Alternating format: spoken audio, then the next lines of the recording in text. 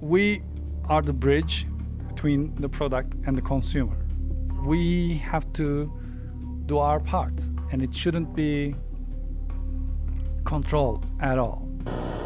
Insta360 shamelessly have been asking, requesting, suggesting content creators to hide that they are sponsored by Insta360.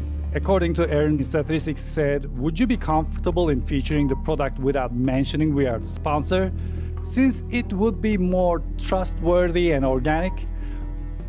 Trustworthy and organic. Uh-oh, Insta360, looks like somebody's getting called out. I have been very critical of Insta360. I feel as though that their last few cameras that they've launched have been marginal at best. I still use Insta360 cameras a lot. I don't really like their color science, and I really don't like the way they conduct business. Now, Erin Donahue was the first person to come out via Threads. On Threads, she posted this post. As you can see, one of the things Insta360 is asking for is a tremendous amount of work. The other thing they're asking for is for her to do a review, but not disclose that she is actually being paid for the review. Now, not every company is like this. Most camera companies that are secure with what they do and their product and process, they're going to welcome any type of constructive criticism so that they can make their product better. Now, Insta360 has a really bad reputation, especially for day one reviews. What they do is they launch these reviews and all you see is the glorious things from these creators.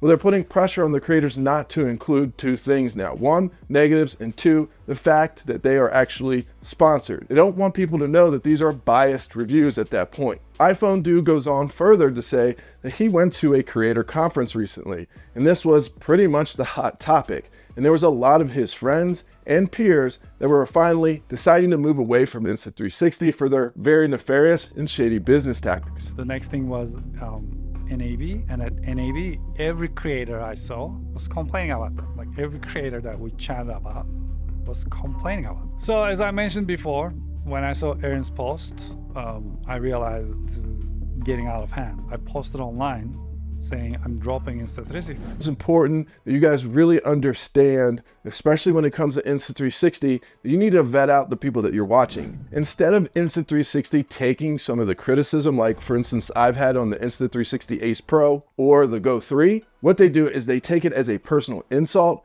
and then they turn it around and either try to mask it and hide it by buying reviews, or they may even possibly come after your channel and try to get you deplatformed. If this wasn't bad enough, unfortunately, they're also facing another issue, and that issue is patent infringement.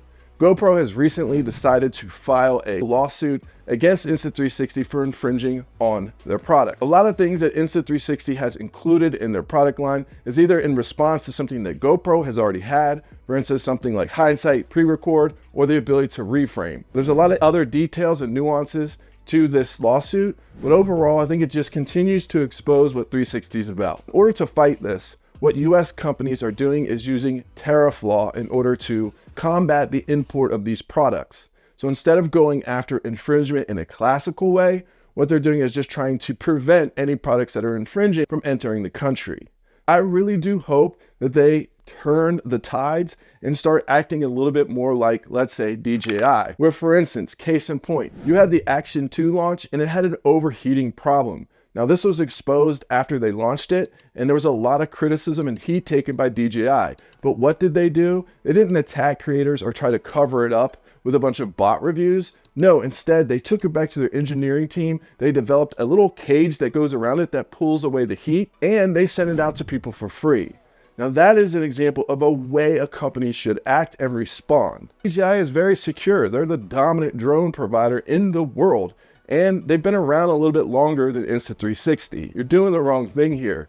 You can turn this around and you can use criticism to make a much better product. Understand that you're going to create a lot of animosity in the buying public, make it better, and stop trying to buy reviews. Sorry, this will be the last time I pick on them, but I think it's very important you understand that Insta360 is conducting a business in a very shady way that is not conducive towards creating a better product. Everyone else that I've turned down has been very cool about it and also has said, listen, we understand you're not sponsored, but if you find anything, would you please let us know so we can get it to our engineering team? To me, that's a sign of a company that cares and is very secure in themselves and their products. Just be careful out there. I appreciate the watch. Please consider liking it and subscribing. My name's Hill Phantom. I'll see you next time. We are the bridge between the product and the consumer. We have to do our part, and it shouldn't be controlled at all.